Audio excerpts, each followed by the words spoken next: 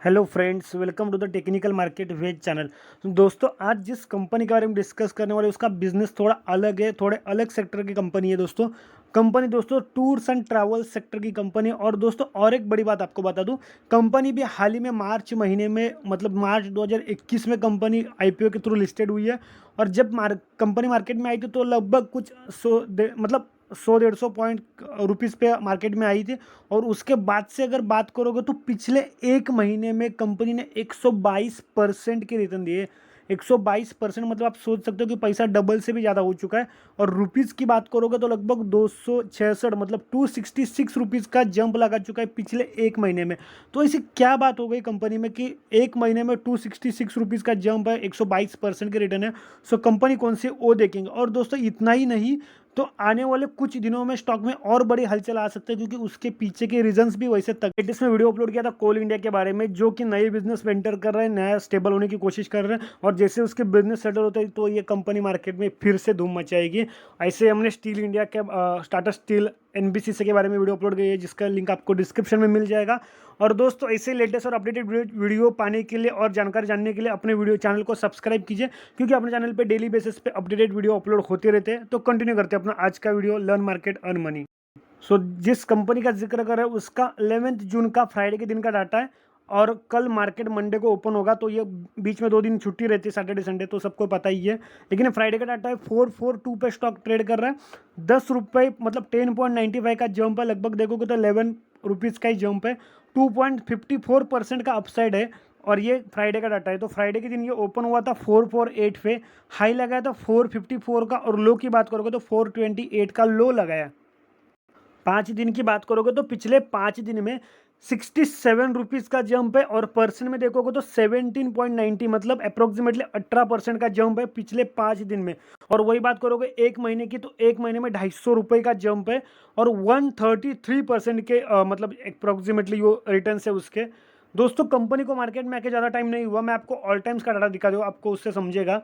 तो आप देख सकते हो, ऑल टाइम्स की बात करोगे तो ऑल टाइम्स में यहाँ पे देख सकते हो 208 रुपये पे शेयर मार्केट में आया था।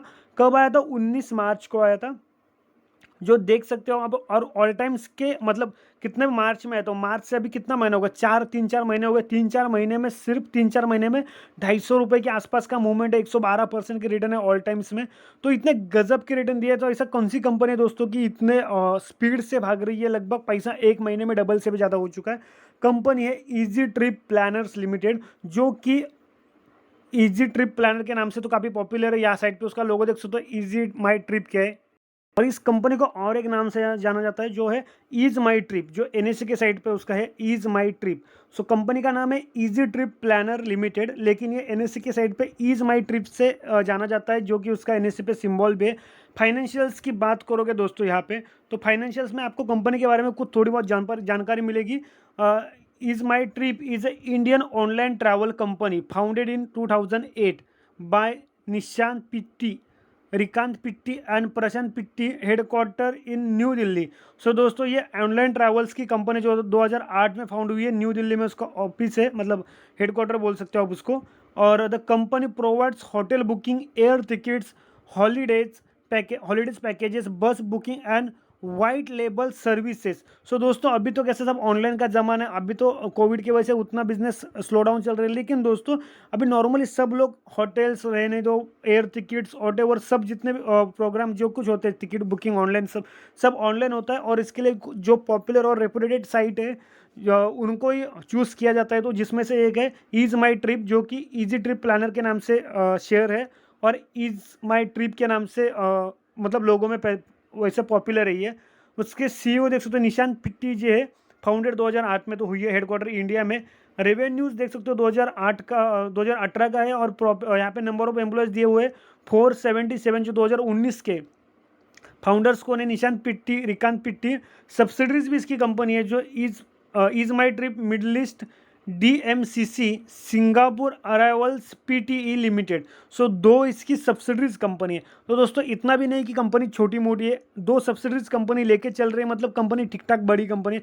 अभी देखना है कि इसका मार्केट कैपिटल कितना है दोस्तों, और क्या इसी वजह है कि शेयर इतना दोस्तों कैसा है, लिस्टिंग होने के बाद लोगों का इंटरेस्ट या फिर उसका जो सब्सक्रिप्शन होता है उसके बाद कंपनी में एक उछाल आता रहता है, लेकिन इसका उछाल काफ़ी अच्छा दिख रहा है कि लगभग पैसा डबल से भी ऊपर हो चुका है। सो ये जंप और कितनी चल सकती है और कितना ऊपर भागेगा शेयर, वो भी देखना है।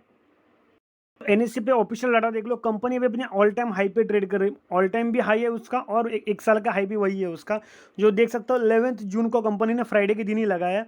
और कितने पे 454 का। दोस्तों हमने कोल इंडिया का वीडियो बना था, उसमें भी कंपनी ने एक साल का हाई फ्राइडे के दिन भी बनाया था। और लो की बात करोगे तो 22 अप्रैल को कंपनी ने अपना लो बनाया जो 161 का है। लो से हाई को कंपेयर करोगे तो पैसा लगभग 3 गुना हो चुका है दोस्तों, 3 गुना के आसपास हो चुका है। हमें दिखना है कि टोटल क्वांटिटी कितना ट्रेड हुआ है फ्राइडे के दिन। 36,43,363 टोटल क्वांटिटी ट्रेड हुआ है। उसमें से डिलीवरेबल क्वांटिटी 13,96,678 है। अगर परसेंट वाइज क्वांटिटी देखोगे 38% की क्वांटिटी होल्डिंग के लिए उठाई गई, काफ़ी बढ़िया क्वांटिटी है न्यू कंपनी में। और यहाँ पे रिजल्ट्स की बात करोगे दोस्तों तो लिस्टिंग के बाद कंपनी का पहला रिजल्ट लगने वाला है कल के दिन, जिसके लिए स्टॉक में ये उछाल का माहौल दिख रहा है दोस्तों, क्योंकि लिस्टिंग के बाद पहला ही क्वार्टरली रिजल्ट लगने वाला है इसका। और डिविडेंड की बात करोगे तो कंपनी ने लिस्टिंग होने के बाद जस्ट कुछ ही दिनों में 2 रुपये का डिविडेंड भी दिया था, जो एक अच्छी बात है एज ए इन्वेस्टर के लिए। और यहाँ पे देख सकते हो लेटेस्ट वाली न्यूज़, फाइनेंशियल रिजल्ट कब लगने वाले 15 जून 2021 की दी हुई है। To consider and approve the audited standard and consolidated financial result of the company for the quarter and financial year ended March 31 along with the statement of asset and liabilities as on the that and cash flow statement for the financial year ended on March 30, 2021 and the take on record auditors report thereon. So दोस्तों basically company का Q4 का जो result है वो लगने वाला है, लेकिन लिस्टिंग के बाद ये उसका पहला ही रिजल्ट है, जिसके लिए काफ़ी लोग एक्साइटेड है। जिसके पास शेयर्स है वो तो एक्साइटेड है, लेकिन बहुत से लोग इसको वॉच लिस्ट में रख के बैठे हुए कि इसका रिजल्ट क्या आता है, उसके ऊपर बहुत से लोगों का डिसीजन फाइनल होने वाला है कि इसको बाई करना है या नहीं करना। सो इजी ट्रिप प्लानर तो ये तो हो गया, उसका नाम देख लिया, इज माई ट्रिप के नाम से भी है। कंज्यूमर डिक्शनरी में काम करता है, कौन सा है तो tours and travel services, small cap share है, लेकिन मार्केट कैपिटल कितना वो देख लो, 4,870 करोड़ का मार्केट कैपिटल है। स्टॉक इज रैंक 457 नंबर, तो एक ठीक ठाक नंबर पे ये बोल सकते हो आप, लेकिन हाई रिस्क वाला शेयर है दोस्तों, क्योंकि जिस स्पीड से शेयर भाग रहा है शायद हो सकता है उसी स्पीड से वो नीचे भी आए, क्योंकि काफ़ी वोलेटिलिटी ज़्यादा है इसमें, इसके लिए इसको हाई रिस्क बताया जा रहा है। क्योंकि जो जिस स्पीड से जा रहा है, जितनी बड़ी वोलेटिलिटी है ना, सो ये थोड़ी रिस्की साबित हो सकती है, क्योंकि जितनी स्पीड से भागते हैं उतनी स्पीड से डाउन भी आते हैं ऐसे शेयर्स। तो रिटर्न्स की बात की तो रिटर्न्स हमने देख लिया, ऑल टाइम्स के भी कितने 112% के रिटर्न थे, जो कि यहाँ पे भी वही मेंशन हो रहे हैं 112% के। इंट्रिंसिक वैल्यू का डाटा अवेलेबल नहीं है, क्योंकि दोस्तों लिस्टिंग के बाद ये पहला ही उसका रिजल्ट लगने वाला है और अभी तक उतना डाटा अवेलेबल नहीं है साइट्स पे।